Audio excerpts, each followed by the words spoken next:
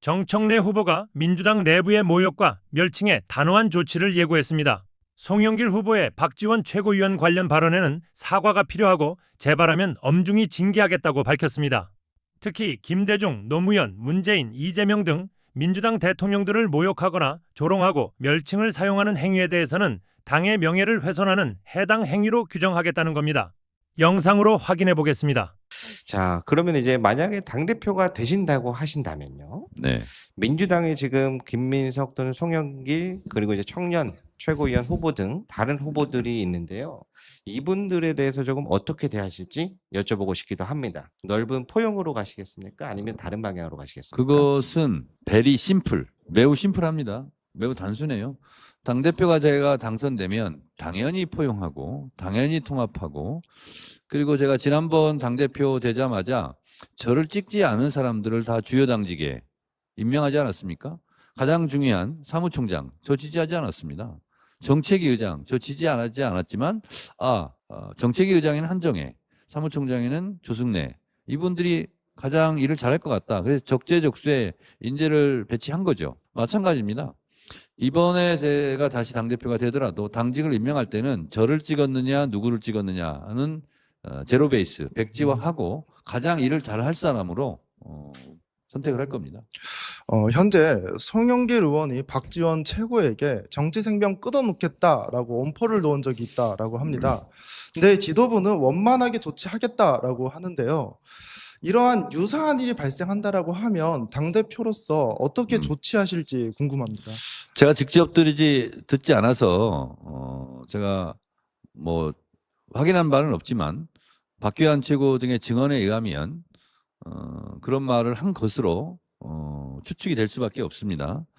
매우 부적절한 발언이고요. 그것은 박지원 최고위원에게 정중하게 사과를 할 문제이고, 그리고 그런 일이 다시 발생한다면 그것은 당 지도부에서 엄중한 징계 조치를 해야 된다고 생각합니다. 네, 감사합니다. 그러면은 이왕 이야기가 나온 김에 한 가지만 더 여쭤보겠습니다. 이와 비슷한 사례로 지난 국회에서 민주당 의원 주최 행사로 열린 유 이재명 행사라는 게 열렸었는데요. 여기에서 이제 대표님께서 강조하셨던 네. 민주당의 뿌리라고 하는 노무현 그리고 전 문재인 전 대통령님에 대한 모욕과 조롱이 있었는데요. 이에 사실 많은 지지자와 당원분들이 분노를 했었거든요. 그런데 정말 더 분노하게 했었던 건 이에 대해서 어떠한 민주당 의원도 제대로 나서서 막지 않았다는 겁니다. 이와 같은 행위가 반복된다면 당원분들의 상처가 걷잡을 수 없이 커질 것으로 보이는데요. 이런 일이 반복됐을 때는 어떻게 하시겠습니까? 변증법에 보면 양질 전환이라는 게 있죠. 양이 너무 많아지면 질적인 변환을 해야 되죠. 근데 그런 것이 한두 번 있을 수는 있고 그때마다 쪽쪽 징계를 할 수 없겠지만, 제가 당대표가 되면 예를 들면 문조털레유 이런 조롱과 멸칭의 언어를 사용하는 경우는 아주 단호하게 대처하겠다. 제가 이미 밝힌 바 있고요. 그리고 김대중, 노무현, 문재인, 이재명 대통령까지 포함해서 네 분의 대통령을 모욕하고 조롱하고 그다음에 멸칭을 쓰는 행위에 대해서는 해당 행위라고 규정하고 단호하게 조치할 생각입니다. 네, 감사합니다. 자, 그러면은 지금 현안으로도 한번 넘어와 보겠습니다. 원래 이렇게 재미없게 합니까? 대표님 갑자기 이렇게 훅 들어오시면 안 됩니다. 네. 오늘은 좀 엄중하게 네. 시민분들과 당원 지지자분들이 이번 전당대회를 두고서 네. 왜 정청래 후보를 뽑아야 할까? 그거를 또 고민하시는 분들도 많이 있을 수 있어요. 네, 네. 그래서 오늘 조금 타이트하게 좀 질문을 해봤는데요. 많이 네. 양해해 주시면 감사드리겠고요. 자, 저보고 조용히 하라는 얘기죠? 아유. 자, 채팅창 관리 좀 부탁드리겠습니다. 네. 자, 마저 이어가 보겠습니다. 이번 전당대회 투표 관련해서 방식에 대해서도 많은 분들이 그 과정을 우려하고 있습니다. 선호투표제와 결선투표제를 놓고서 4대2로 많은 분들이 결선투표제로 진행될 것으로 짐작을 하고 있었지만요. 실제로는 선호투표제가 진행이 되었습니다. 물론 여러 가지 복잡한 사정과 과정 속에 있었겠지만 많은 분들이 보시기에는 다수결의 원칙이 무너지고 소수결로 이어지는 민주당의 정치를 보고 민주주의의 후퇴라고 심각하게 바라보시는 분들이 많으신데요. 이 거센 비판에 대한 우려를 혹시 어떻게 바라보고 계신지요? 제가 법사위원장 했지 않습니까? 김대호 기자 그때 법사위원장 할 때 한 번도 안 봤습니까? 많이 봤습니다. 많이 봤죠? 그때 제가 했던 말 중에 생각나는 말 있습니까? 시작할 때? 미안합니다. 질문해서. 법사위는 항상 안 들어올 거면 나가세요. 예. 그랬어요? 법사위 열차는 항상 정시에 출발합니다. 이 말을 기억납니다. 제일 많이 했고요. 그 다음에 제 기억으로 제가 많이 했던 말이 대한민국은 법치국가입니다. 관례국가가 아닙니다. 이 말을 정말 많이 했던 것 같아요. 더불어민주당도 법치 정당입니다. 당헌 당규에 따라서 해야 됩니다. 그런데 이번에 당헌 당규에 의하면 선호 투표는 할 수 없게 돼 있습니다. 그래서 제가 마포구청장 취임식 행사에 참여하고 왔는데 전준위에서 선호 투표제로 결정이 됐다는 거예요. 저는 당헌 당규상 당연히 보장이 돼 있겠거니 하고 저는 그랬어요. 존중하고 수용한다. 그랬어요. 근데 그 다음에 보니까 당헌 당규에 근거가 없는 거예요. 그래서 그러면 당헌 당규 위반 소지를 해소해 달라. 난 아무거나 해도 괜찮다. 그렇게 얘기해서 결국은 당규 개정을 한 겁니다. 그래서 제가 이제 수용한다 이렇게 얘기를 했는데요.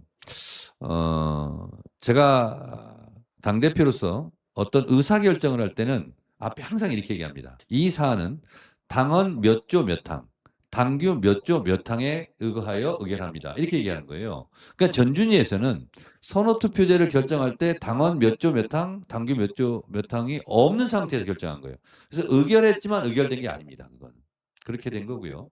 그래서 그거는 당헌 당규에 존재하지 않는 것을 의결했기 때문에 결국은 뒤늦게 역설적으로 그것이 무효다. 당헌 당규에 의거하지 않은 거다라고 역설적이게 당규를 고쳤어요.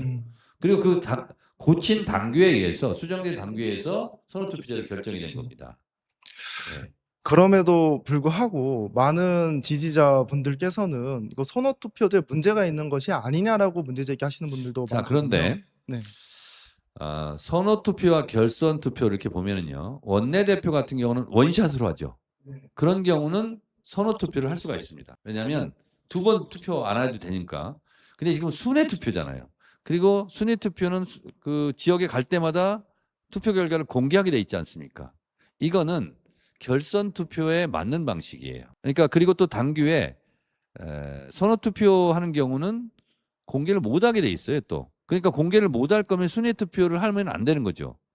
그래서 이것에 대한 엇박자가 있었다. 다시 말해서 결선투표를 하는 것은 순회투표의 순회경선에 맞는 쌍이고 그리고 선호투표는 원샷 경선의 순회투표가 아닌 순회경선이 아닌 원샷 경선에 어울리는 한 짝이었다. 근데 이게 지금 어긋난 거예요. 지금.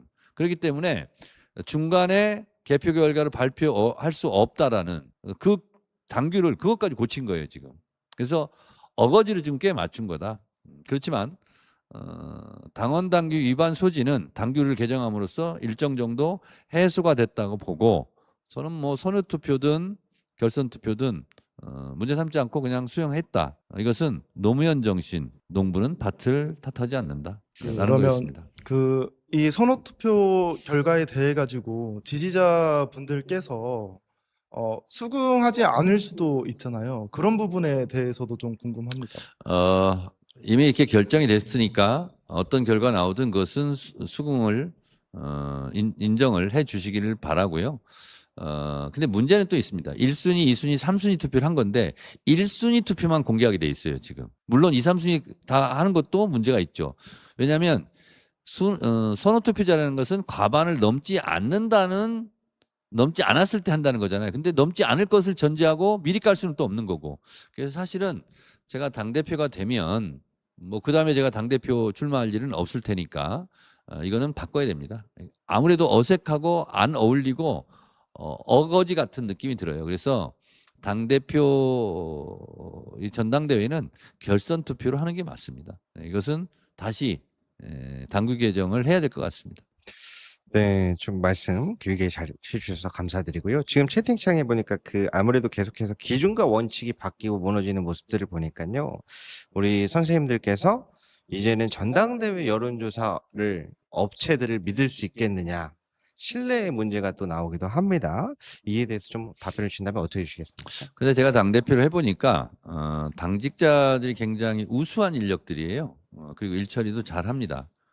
그래서 지금 더불어민주당의 전당대회 투개표에서 부정이 있었거나 문제가 있었거나 하는 경우는 없었습니다. 그래서 그거는 믿어주시는 게 좋을 것 같습니다.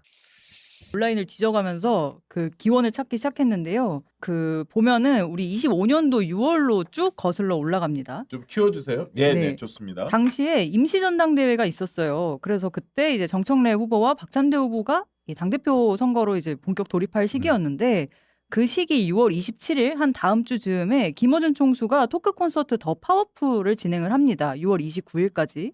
근데 여기에 정청래 후보가 참석을 해서 가볍게 인사를 한번 하는데요. 그렇고 나서 29일에 모 유튜버가 김어준 총수 토크 콘서트를 비판하는 방송을 진행을 합니다. 근데 이 방송에서 처음으로 문조털이라는 명칭을 사용하게 되는데요. 여기에서 이 정청래 후보가 여기 와서 이렇게 인사를 하는 게 맞냐, 그리고 왜 이 시기에 김어준 총수가 이런 토크 콘서트를 하는 거냐, 뭐 전당대회에 개입하려고 하는 것 아니냐, 이런 의심으로 이런 멸칭까지 사용해가면서 비판 방송을 굉장히 강도 높게 하는데요. 이 모 유튜버가 당시에 박찬대 후보를 지지하면서 이렇게 이런 멸칭을 사용하게 됐던 걸로 쭉 흐름상 보였습니다. 그러고 나서 이제 8월 2일에 정청래 당대표가 선출이 되고 그해 10월 1일에 총리실에서는 검찰개혁 추진단이 공식 출범하게 되는데요. 그러고 나서 이제 11월 3일 대통령실에서 재판중지법을 철회해달라는 요청이 당에게 옵니다. 당시에 당에서는 그 재판중지법을 그 당론으로 이제 추진하려고 하던 그런 상황이었는데요.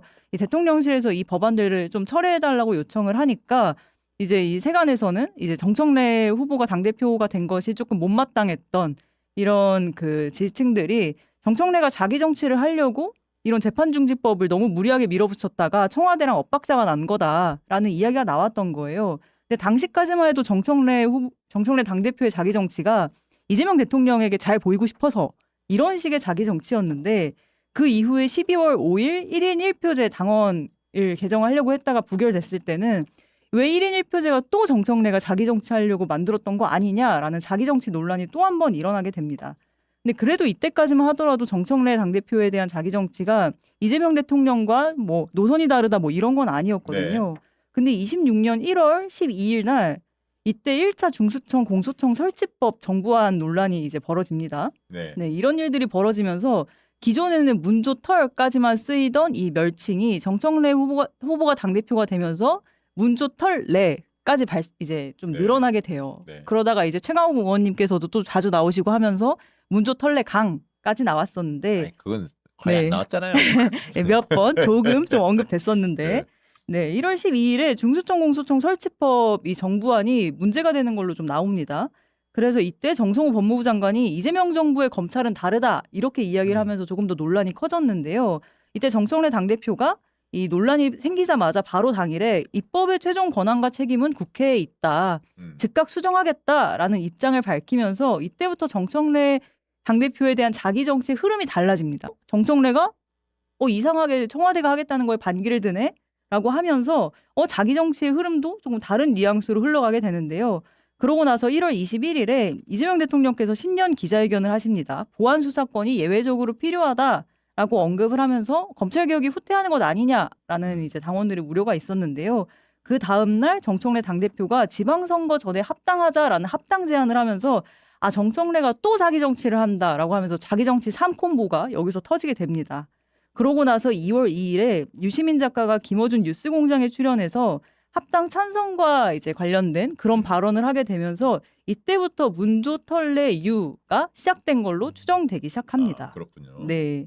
결국에는 이 문조털래유 발언들이 이제 합당과 관련돼서 네. 조금 시작이 된 게 있었고 조금 더 거슬러 올라가자면 이전 임시전당대회에서 이 정청래 후보를 당대표로 이제 지지하지 않는 세력들로부터 시작된 그런 멸칭이다라고 볼 수 있을 것 같습니다. 네, 그리고 2월 10일에 합당 논의가 이제 중단이 되고요. 2월 22일에 2차 중수청 공소청 설치법이 당론으로 채택되게 됩니다. 이때 갈등이 좀 있었고. 네, 이때 이제 엄청나게 갈등이 커졌는데 이때 재명인의 마을에서 정청래 당대표하고 이성윤 의원님이 강퇴를 당하게 되죠. 이때부터 이제 점점 이 뉴이재명 세력들이 본격화 하게 되는 그런 상황들이었는데 그 다음 날인 23일에 민주당에서 공소 취소 모임이 출범을 하게 됩니다. 네. 그래서 이제 합당 그리고 검찰개혁 후퇴론 그리고 이제 뭐 제명인의 마을에서의 강퇴 이런 일들이 다 쌓이면서 본격적으로 유이 제명과 이제 전통 민주당 지지층 간의 갈등이 본격화되는 사건이었다라고 네. 볼 수 있겠고요. 그리고 3월 18일에 유시민 작가가 매불쇼에 출연해서 이제 ABC론 논란이 발생을 하게 되고요. 이때까지만 해도 유시민 작가님께서 이재명 주변 인물들의 문제가 아닌가, 이제 A형, B형, 뭐 C형의 네. 문제가 아닌가라고 언급을 하셨었고, 이제 4월부터 이제 5월 이 사이에는 한참 민주당 내에서의 당내 경선이 벌어지면서 이제 그래도 조금 이 주변 사이에서의 갈등을 좀 가라앉는 그런 시점이었다가 이제 선거를 치르면서 이제 평택을 김영란 후보 공천이랑 그리고 대보험 논란으로 또다시 이제 유이재명과 전통 민주당 지지층의 갈등이 불거지게 되고요. 네. 지방선거가 이제 끝난 이후부터는 이제 지도부 책임론이 큰 네. 공방으로 떠오르게 됐습니다. 네, 그 뭐 뒤에 짧게 설명 좀 해주시죠. 예, 그 이후에는 이제 이재명 대통령께서 유럽 순방 가시는데 이제 정청래 대표가 나오지 않았다. 그리고 그 그것도 다음 있었죠. 날 네. 이제 정청래 대표가 국민은 영원하고 정권은 짧다. 음. 이런 발언을 하면서 또다시 이제 갈등이 본격화되다가 6월 22일에 이재명 대통령의 국정 지지율이 첫 데드크로스를 맞이하게 됐고요. 그리고 한 3일 뒤에 김민석 총리가 보안수사권 폐지를 정부 입장으로 최종 정리하겠다고 하는데 정부 입법안을 미제출하게 되면서 네. 그러면은 TF에서는 뭘 했던 거냐, 검찰개혁 추진단에서는 뭘 했던 거냐 이런 이야기가 나오면서 검찰개혁이 도대체 어디로 가는 거냐라는 논란이 있었던 거죠.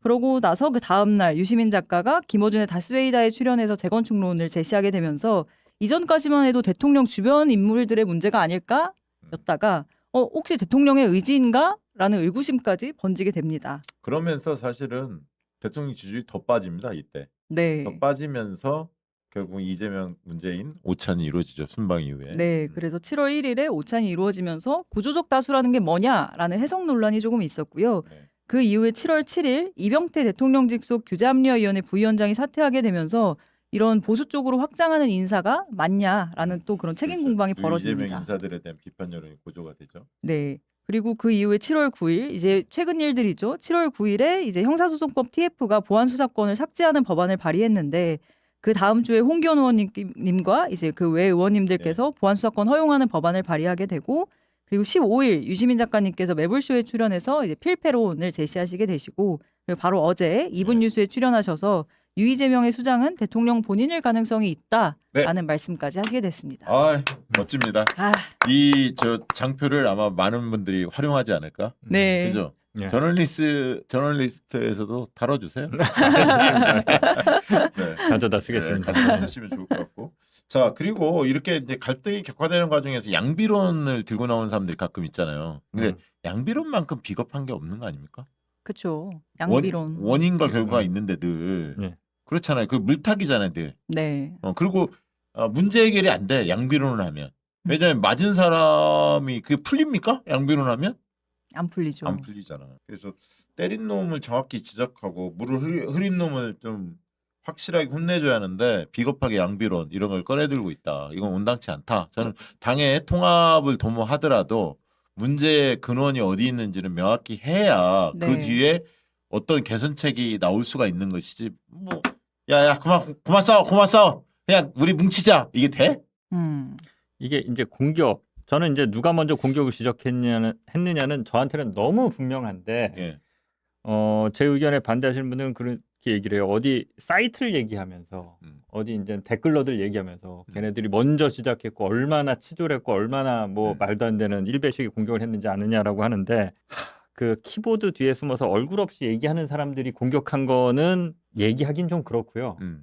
자기 얼굴 내놓고 방송이나 유튜버에 나와서 한 공격이 네. 좀 기준이 돼야 된다고 봅니다. 네. 그러면 누가 먼저 공격을 시작했는지는 확실합니다. 그렇지. 네. 예. 음. 그리고 두드려 맞은 사람들은 계속 지금도 두드려 맞고 있어요.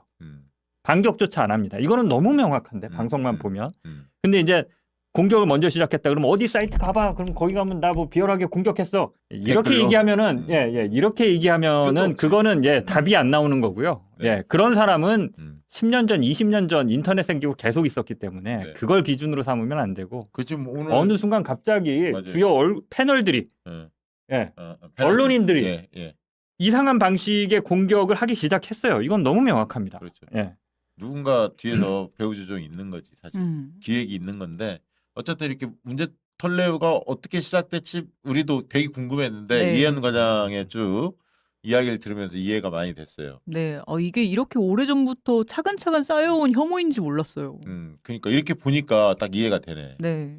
자, 광고 하나 하고 김민석은 왜 이렇게 네거티브에 앞장서지? 이걸 좀 분석하도록 하겠습니다.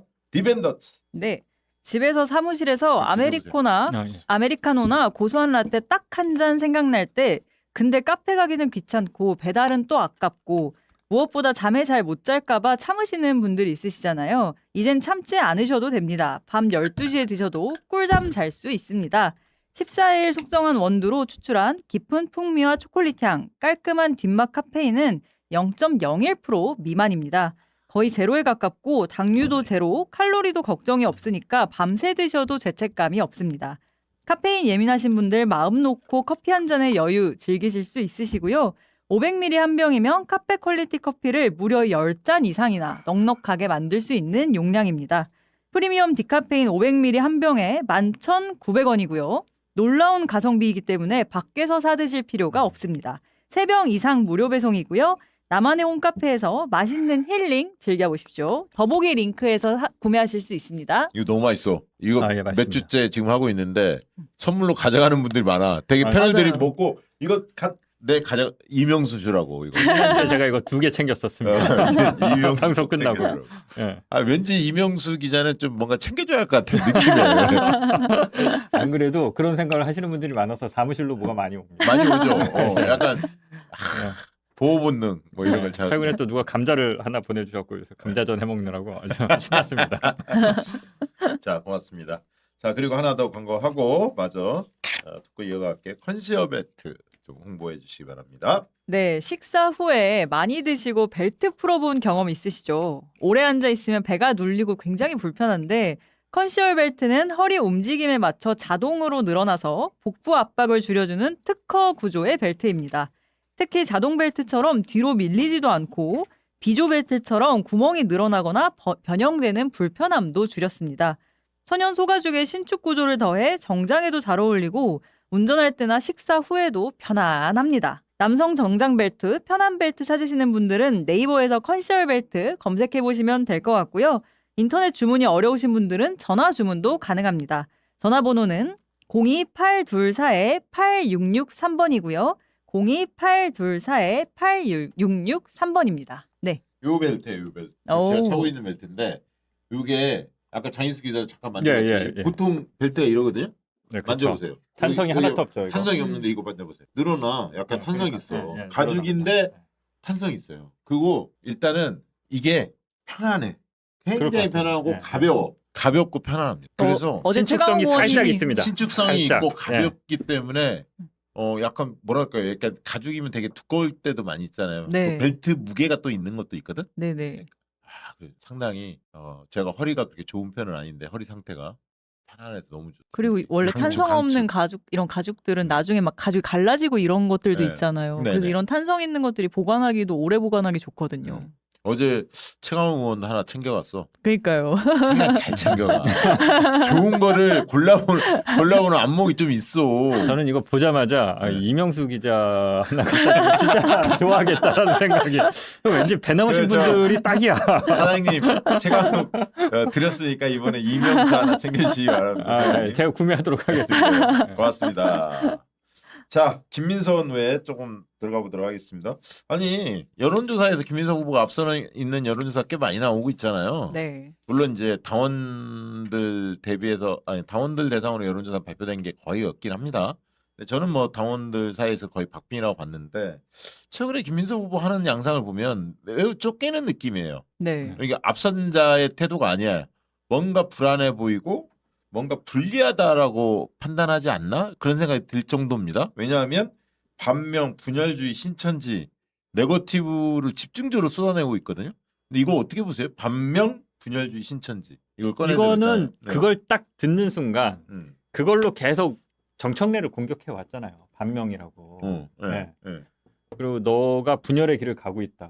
반명. 음. 거기다 이제 신천지를 하나 딱 더해 넣은 거 아니에요. 그러니까 이건 누가 봐도 정청래를 겨냥한 건데 기자들이 질문하니까 뭐 특정인과 연결져서 생각하는 거는 내가 책임질 부분이 아니다. 근데 이거를 지금 이거는 너무 비겁합니다. 정청래 후보만은 아니라 지지자 그룹을 같이 묶어서 때리는 것 같아. 맞아요. 낙인 찍기로. 너 반명이지? 뭐 이런 이게. 식으로. 네. 그러니까 나는 대통령 누구보다 지지하는데 예를 들면 검찰 개혁과 관련해서는 대통령과 좀 생각이 달라. 그리고 뭐 뉴 이재명 플랜에 대해서는 난 동의하지 않아. 개혁 노선이 맞다고 봐. 이렇게 생각한다 해서 넌 막 반명이야. 이게 말이 돼? 그러니까 정청래뿐만 아니라 정청래를 지지하는 모두를 반명으로 지금 불리고 있는 거야. 그러니까 말이 안 돼. 원조 반명이 할 소리가 아니지. 2022년 전당대회 당대표 나왔을 때 김인석 후보의 메시지가 다 나왔잖아. 네. 정청래 후보가 언제 그런 메시지 낸 적 있어요? 한 번이라도? 이재명 당대표 또는 뭐 경기지사 시절까지 포함해서 대통령한테 그런 메시지 낸 적 있습니까? 단 한 번 난 본 적이 없어. 윤석열한테 그런 이야기 하는 건 말고 따로 우리 진영에 대해서 그런 얘기 하는 건 못 본 것 같은데. 그리고 누가 분열주의입니까? 분열을 누가 했어? 아까 우리가 양비론 제가 비판했지만 누가 때렸습니까? 이게 당을 이렇게 쫙쫙 갈라놓은 게 누구야? 뉴 이재명 세력들 아닙니까? 공격하고 그러니까요. 당을 수렁으로 빠뜨린 사람인데 그런 세력도 있는데 그리고 신천지 이게 이제 최고의 화두거리가 됐는데 많은 사람들이 신천지 뭐야 이게 황당하잖아요. 네. 근거가 없어. 근거를 대지 못하고 있어. 그래서 계속 떠들어. 완전히 민주당은 신천지로부터 상당히 자유스러운데 갑자기 국민의힘과 동급 취급을 해. 국민의힘 5만 명, 55만 명인가 그랬죠? 신천지 가입 당원이. 그래서 난리가 났잖아요. 대선 자금 좀 토해내게 생겼잖아. 재판 받으면서. 그렇죠. 근데 민주당 청정 지역이었는데 지난번 서울 지역 경선 때 대선 경선 때 인항했죠. 뭉치표. 근데 그때는 국민선거인단이었다고. 당원이 아니었단 말이야. 그러니까 근거를 대라고 하는데 근거는 못 대겠다 하고. 아니 근데 참 이해가 안 되는 게 우리 민주당에서의 이 신천지 논란이 벌어졌던 게 지난 대선 후보 결정 과정에서 이제 이낙연 후보 층에서 그랬던 게 아닌가라는 의심이 있었던 거잖아요. 근데 그때 이제 이낙연 후보를 지지했던 그 의혹이 있는 사람들이 결국에는 민주당을 탈당하고 윤석열을 찍었잖아요. 그런 사람들이 많잖아요. 근데 지금 뉴 이재명은 그 과거에 윤석열을 지지했다가 다시 이재명 대통령을 지지하는 사람으로 바뀐 그런 지지층들인데 어떻게 기존에 계속 민주당을 지키고 있던 이런 사람들이 마치 신천지가 섞여 있다라는 것처럼 그런 뉘앙스로 이야기를 할 수 있나라는 생각이 드는 거예요. 뭔가 흐름이 이상하다. 이게 저는 두 가지를 말씀드리고 싶은데요. 네. 민주당이 지금 되게 위험하다는 게 동일한 양태가 반복되고 있습니다. 인터넷상에서 뭐 저는 특정 그 작업을 하는 그 그룹이 있다고 봅니다. 뭔가를 생산해서 퍼나릅니다. 예. 누구를 띄우거나 누구를 죽이거나 네, 뭐 네. 검찰 개혁은 검찰 개혁이다. 예를 들면 실명을 얘기해서 그런데 뭐 정민철 최고위원 네. 어느 순간 인터넷에서 갑자기 정민철 최고위원 해야 된다라고 막 인터넷에 나와요. 누가 오더를 내리면 쫙 예, 그 양태가 어. 그런 식으로 계속 반복이 됩니다. 그래갖고 그냥 인터넷 그냥 봤을 때 한마디로 댓글 부대가 있는 거네. 예, 그리고 보면 왜 저래? 근데 나중에 그걸 민주당이 받아요. 이게 지금 반복됩니다. 계속. 신천지가 똑같아요. 예전부터 신천지로 그 정청래를 공격하려는 그런 인터넷상의 작업들이 계속 있어 왔습니다. 그걸 그냥 그게 사실인 걸로 받은 거야 그러면 김민석이? 근데 또 김민석이 받았잖아요. 응. 이게 선을 그어야죠. 그러면 안 된다라고 그러고 그거를 뭐 공격할 게 아니면 거리를 둬야죠. 근데 지금 이런 어떤 뭐 검찰 개혁이나 여러 가지 뭐 이렇게 사람을 뽑는 문제다 뭐 예전부터 정청래 연임 안 되는 정청래가 당대표 되자마자 정청래 연임 안 돼. 정청래 연임 반대 얘기가 당대표 막 되자마자 인터넷 댓글상에서 짜 했습니다. 그래갖고 저는 당내 이거 잘 몰라요. 당내 규정이나 당원 당규 이런 걸 몰라서 어떻게 생각을 했었냐면 정청래 당대표 되자마자 연임이 불가능한데 연임을 하려고 하긴 하나 보네. 야, 뭘 고쳐갖고. 네, 뭘 고쳐갖고 규정을. 저는 정청래가 연임하려고 그런다. 정청래가 연임하려고 그런다. 이 댓글이나 이거를 보면 너무 정청래 욕하는 걸 너무 많이 봐서 연임이 원래 안 되고 한 번밖에 못 하는 건데 연임할 생각이 있는 건가? 잘 모르니까 이렇게 생각을 이재명 했었는데 당대표가 2번 했잖아요. 나중에 보니까 그런 규정 없어. 없어요. 예. 근데 그때부터요. 그때부터 그러니까 프레임을 씌운 그런 거구나. 식의 댓글 작업이나 이게 되면 민주당이 그걸 거리를 주는 게 아니라 그걸 받아요. 나중에 보면. 지금 이게 반복되고 있습니다.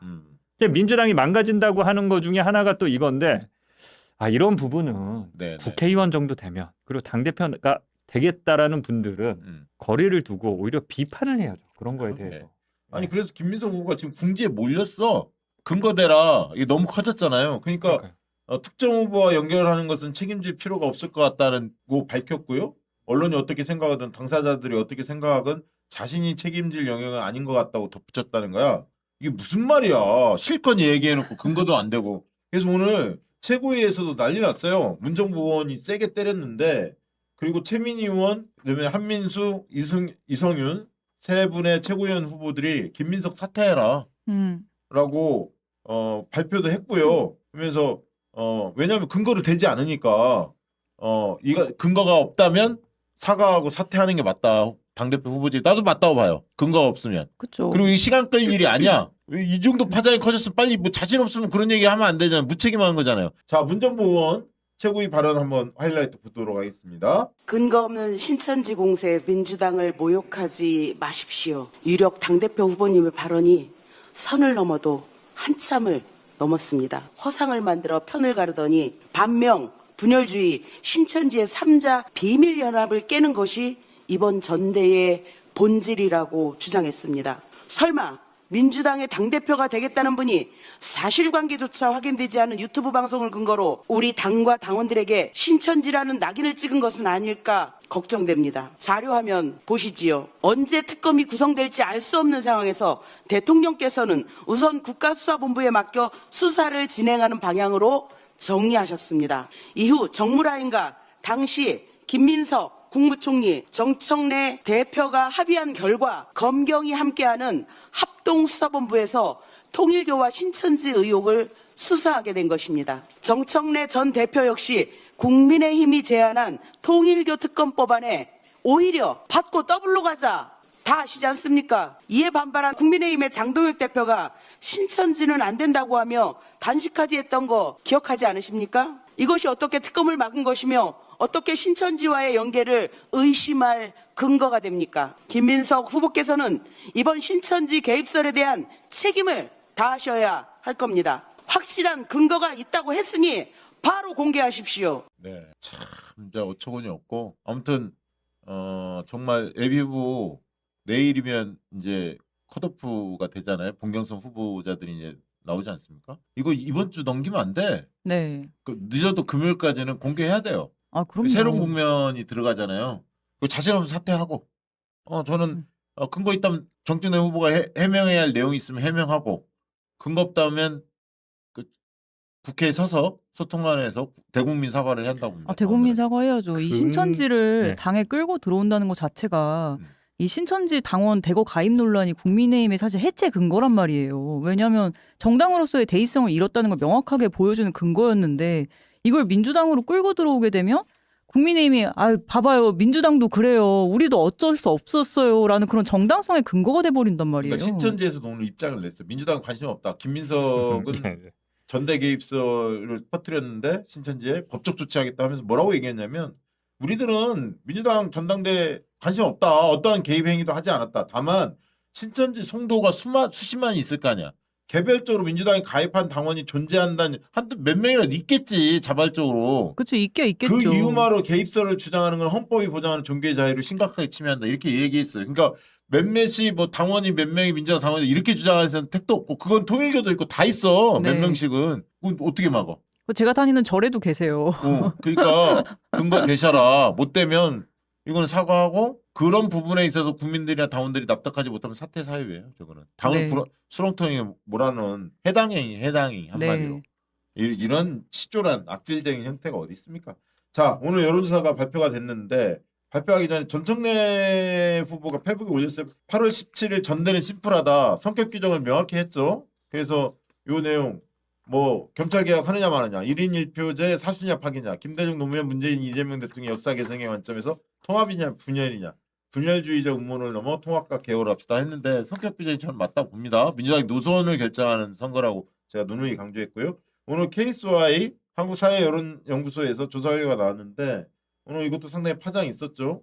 근데 많이 언론사들은 그렇게 많이 안 다뤄주는 것 같아. 왜냐하면 언론사는 정책내를 띄우기 싫어하는 것 같아. 김민석을 띄우기 좋아하는 것 같아. 네. 언론이 누구를 띄우면 어떻다? 유시민 작가 원얘기 한 바가 있었죠. 전체 지지율에서는 ARS 조사인데 정청래, 김민석 ARS 조사 대충 이렇게 나와요. ARS 조사는 여론조사 꽂아서도 전체 조사는 앞서는데 민주당 지지층이 어떠냐가 늘 관심이 있었잖아요. 근데 이 조사에서 민주당 지지층에서 많이 붙어 있다는 흥미로운 결과가 하나 나왔고요. 첫째, 민주당 지지층에서 36.1, 김민석 32.6, 이 32.6이 정청래예요. 약간 36.1대 32.6. 근데 무당파는 어떠냐? 김민석 13, 정청래 13.6이에요. 그러니까 왜냐하면 민주당 지지층과 무당파를 합쳐서 여론조사를 하거든. 그러니까 여론조사 상당히 팽팽할 것 같다 이렇게 일단 느껴지고요. 그다음에 이제 당원을 우리가 추론할 수는 없는데 호남제에서 계속 김민석이 앞서 있는다는 조사 결과가 많이 나왔었잖아요. 네. 호남은 대부분 당원이 많으니까. 근데 봤는데 이번 조사에서는 호남에서 김민석이 23.1, 반면에 정청래 34.0으로 정청래 오. 훨씬 높습니다. 10%포인트 차이. 예, 서울도 21.5 대 24.4로 우세하고요. 첫 번째 스타트를 끊는 순회 경선 충청에서도 김민석 21.3, 정청래 25.2로 정청래가 앞섭니다. 그리고 뭐 연령별로 보면 모든 연령에서 20대를 제외하고 30대, 40대, 50대, 60대, 70대 이상에서 다 앞서는 걸로 정청래 후보가, 그리고 남성에서 앞서고요. 여성에서는 김민석 후보가 앞서는 그런 흐름을 보였다.